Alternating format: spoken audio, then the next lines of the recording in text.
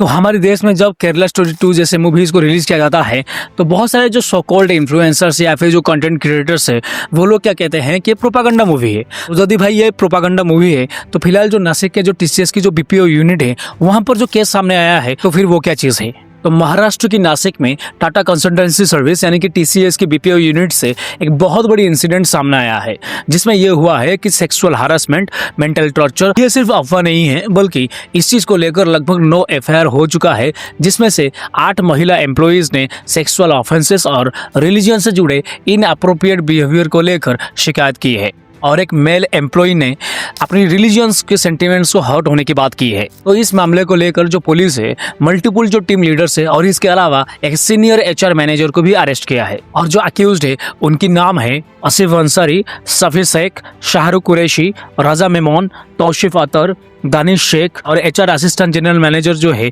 उनका नाम है निदा खान। और पुलिस के मुताबिक जो तौशिफ अतर है और इसके अलावा जो निदा खान है वो इस पूरे मामले की मास्टरमाइंड माने जाते हैं और जो निदा खान है वो अभी फिलहाल फरार है। तो टीसीएस ने इस मामले को लेकर जितने भी अक्यूज्ड है उन सारे लोगों को इमीडिएटली सस्पेंड कर दिए है और इसके अलावा जो इंटरनल इन्वेस्टिगेशन है उसको शुरू कर दिए है। लेकिन ये जो केस सामने आया है वो सिर्फ रूटीन कंप्लेंट की वजह से नहीं आया है बल्कि नासिक का जो पुलिस है वो इस मामले को सामने लाने के लिए बहुत बड़ी अंडरकवर ऑपरेशन को स्टार्ट किया था जो कि फरवरी 2026 से स्टार्ट हुआ था। तो इस वीडियो के माध्यम से हम इन सारी चीजों के बारे में बात करेंगे। तो चलिए शुरू करते हैं। तो दोस्तों अभी इस मामले को थोड़ा डिटेल्स में समझते हैं। तो ये जो इंसिडेंट है वो स्टार्ट हुआ था 2022 से और कंप्लेंट जो है वो 2026 तक चली। तो नासिक के जो टीसीएस की जो बीपीओ यूनिट है वहां पर लगभग 147 एम्प्लॉय काम करते हैं और उनमें से बहुत सारे जो टीम लीडर्स है और एचआर मैनेजर्स है उन लोगों के ऊपर एक बहुत बड़ी आरोप लगी है। और पुलिस कंप्लेंट और 9 एफआईआर के मुताबिक वहां पर जो 8 महिलाएं हैं उनका ये कहना है कि उनको सेक्सुअल हरासमेंट, मोलेस्टेशंस और अनवांटेड फिजिकल एडवांसेस और इसके अलावा रेप करने की धमकी भी दिया गया है। इसके अलावा और एक मेल एम्प्लॉय जो थे उन्होंने भी ये चार्जेस लगाया है, ये उसके जो रिलीजियस सेंटिमेंट्स है उसको हर्ट किया गया है। तो उस एम्प्लॉय का फादर जब मेडिकल में ट्रीटमेंट हो रही थी तो उस टाइम पे उनको ये प्रेशर किया गया कि उसकी जो प्रेयर का जो स्टाइल है उसको बदलना और इसके साथ साथ उसका जो कपड़े हो गया इस सारी चीज़ों को बदलना, इवन कि मुस्लिम रिलीजन में कन्वर्ट होने का उसको धमकी दिया गया था। तो यहाँ पर जो टीम लीडर्स या फिर जो सीनियर्स थे वो लोग महिला एम्प्लॉय को जो प्रमोशंस या फिर बेटर ट्रीटमेंट के लिए सेक्सुअल फेवर्स भी मांगते थे और इसके अलावा अनवांटेड टच भी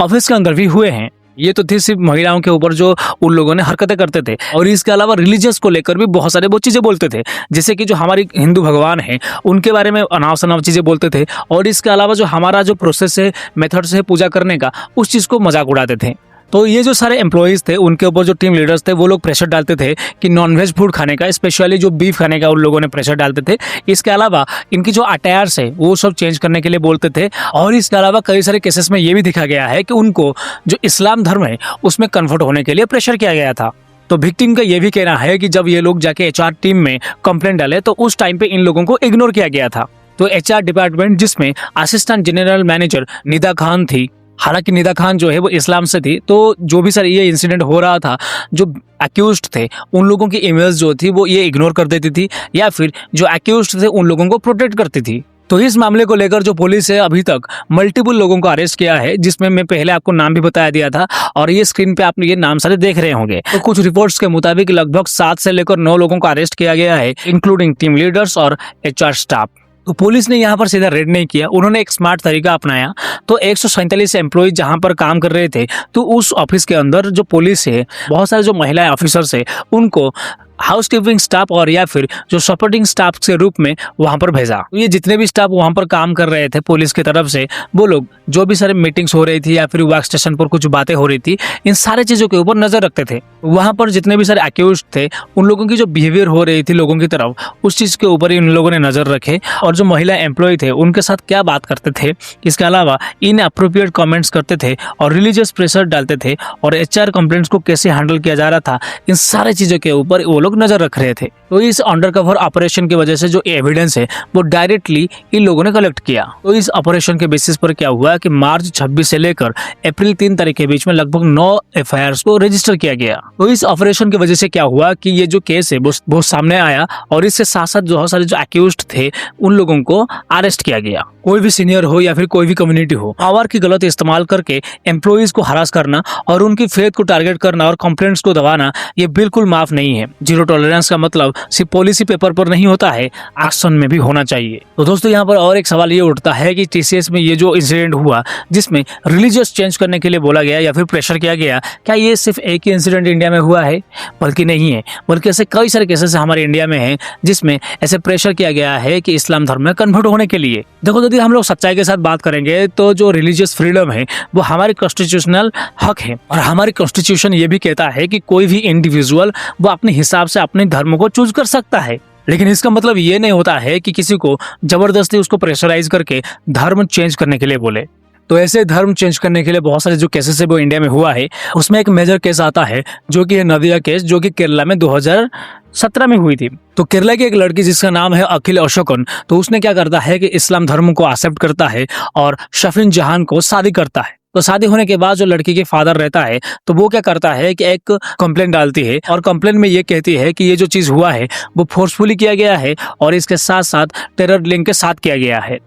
तो इस मामले को लेकर जो केरल के हाई कोर्ट है और सुप्रीम कोर्ट इस चीज को कंसिडर करते हैं और सुप्रीम कोर्ट ये कहता है कि ये जो दोनों शादी किए हैं वो अडल्ट थे और उनकी मर्जी से शादी किए हैं, तो इस मामले को लेकर कुछ नहीं हो सकता है। लेकिन फिर भी जो सुप्रीम कोर्ट रहता है वो एनआईए को इस चीज को लेकर इन्वेस्टिगेशन करने के लिए बोलती है और एनआईए जब केरला में इन्वेस्टिगेशन करती है और जितने भी ऐसे जो इंटरफेथ मैरिजेस हुआ है उन सारी चीजों को कंसिडर करता है, रिजल्ट में यही निकलता है कि जो फोर्सफुली जो शादी किया गया है वहां पर ऐसा कुछ भी नहीं हुआ है। तो ये जो मामला होता है वो वहीं पे खत्म हो जाती है। और इसके बाद और एक केस होती है झारखंड में 2014 में। तो झारखंड में एक नेशनल लेवल की जो शूटर रहती है तारा शाहदेव, तो उन्होंने क्या करते हैं कि एक शूटर से शादी करते हैं जिसका नाम रंजीत सिंह कोहली होता है। लेकिन बाद में जाकर ये पता चलता है कि वो रंजीत सिंह कोहली नहीं थी बल्कि रकीबुल हसन थी जो कि एक मुस्लिम थी। तो इस मामले को लेकर जो तारा है उसने कंप्लेन की और कंप्लेन ये की कि ये जो लड़का है उसने अपनी पहचान को छुपाई और इसके साथ साथ उसको बंदी बनाकर रखा और टॉर्चर किया और इवन कि उसके जो धर्म को चेंज करने के लिए प्रेशर किया। ये जो केस थी बाद में सीबीआई के पास गया और सीबीआई ने 2023 में एक स्पेशल कोर्ट के जरिए 3 एक्यूज्ड को कन्विक्ट किया, जो कि था रकीबुल हसन जो कि उसकी हस्बैंड था, आजीवन कारादंड दिया गया और उसकी जो मदर थी कुशल रानी उसको 10 साल की सजा दी गई और एक फॉर्मर हाई कोर्ट रजिस्टर थी जिसका नाम था मुश्तक अहमद, उसको 15 साल की सजा मिली। हमारे देश में कई सारे ऐसे स्टेट्स भी है जो लोग एंटी कन्वर्शन लॉज भी बनाए हैं, जैसे कि उत्तर प्रदेश और मध्य प्रदेश। तो देखो जो टीसीएस में ये जो केस अभी फिलहाल हुआ है इस चीज को लेकर बटन लाइन यानी कि मोटा मोटी हिसाब से यही कहेंगे कि भाई देखो हमारे देश में जो धर्म को लेकर जो फ्रीडम है वो सबको है, लेकिन इसका मतलब यही नहीं है कि जो जॉब या फिर प्रमोशन या फिर सेफ्टी के बदले यदि हम लोग किसी को फोर्सफुली बोलेंगे कि तू धर्म चेंज कर दे तो ये तो एक्सेप्टेबल नहीं है। और ये जो विक्टिम रहते हैं उनको जितने जल्दी हो सके उतने जल्दी उनको जस्टिस मिलना चाहिए और जो अक्यूज्ड रहते हैं चाहे वो किसी भी कम्युनिटी से बिलोंग क्यों ना हो उनके लिए कोई भी माफी नहीं होना चाहिए।